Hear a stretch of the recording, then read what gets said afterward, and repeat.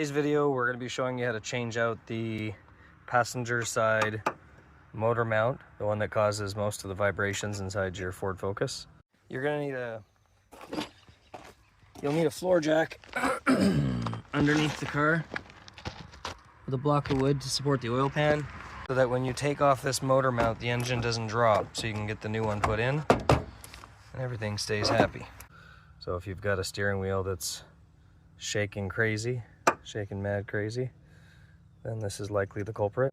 You're going to need an extension, cordless impact, 15 mil socket to get at these bolts here, and underneath the coolant tank. These are 10 mil bolts, so you'll take these 10 mil bolts out.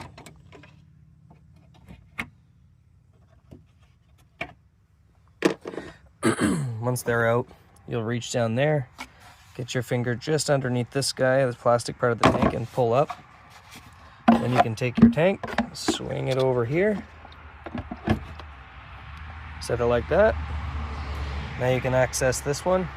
Get these 3 bolts out, then we're going to work on these ones. Alright, so let's get this guy off of there. Okay.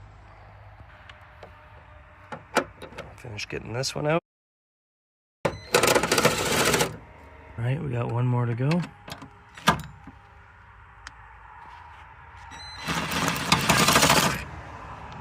Okay, so for the weird ones, these are actually 18 mil.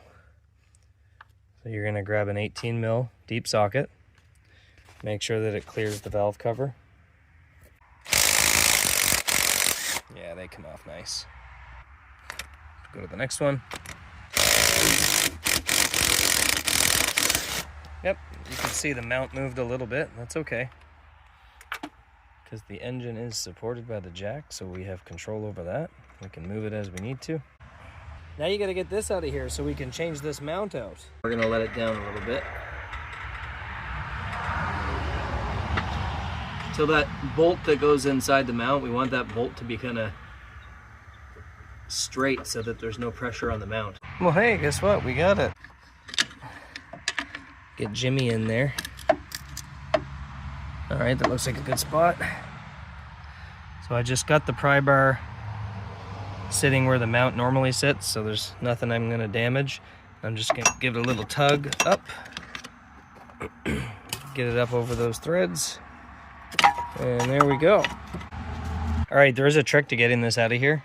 It's gonna feel like it won't come out because of this piece here hitting the AC line. But if you just turn the mount this way, you'll be able to twist it out of there. You want to take it out upside down. So I kind of twisted it upside down, brought it up over top of the valve cover here, and then out this way. The piece that we're going to be changing is this one here. We're going to keep the bracket, so we're going to pop a new one in. So you can see how that sits in there. Right? See how that tucks in there? You want to get a good look at it. Those tabs, that's what holds the mount. This is what actually holds the mount inside of the bracket. This holds the mount inside of the bracket. So we got to bend those tabs out so that we can get the mount out. There's no reason to make this complicated. There's no reason to make this complicated. You just get a pry bar, put your foot on here to hold the mount, and then pry up on this guy. Give it a twist if you need to. There ain't much to them.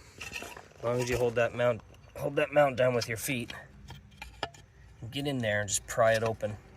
Do the same on the other side. If I'm doing this with a phone in my hand, you can do it yourself, no problem. You only have to fold this side down because you're gonna knock it out that way. So get that tapped down. And now we should be able to pull that out of there. There we go. So we'll feed the other mount in the way that we just took that one out. Just remember the way that it sat inside there.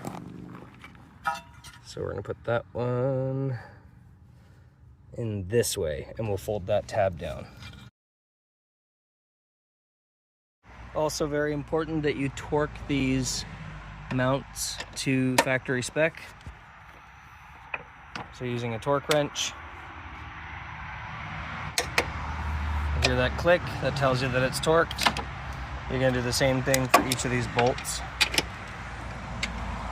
It only takes a couple minutes to torque something properly, so do it right the first time. Only takes a couple minutes to torque them. It's not a step that you should skip. You torque your wheels, torque your bolts. Same thing. Okay.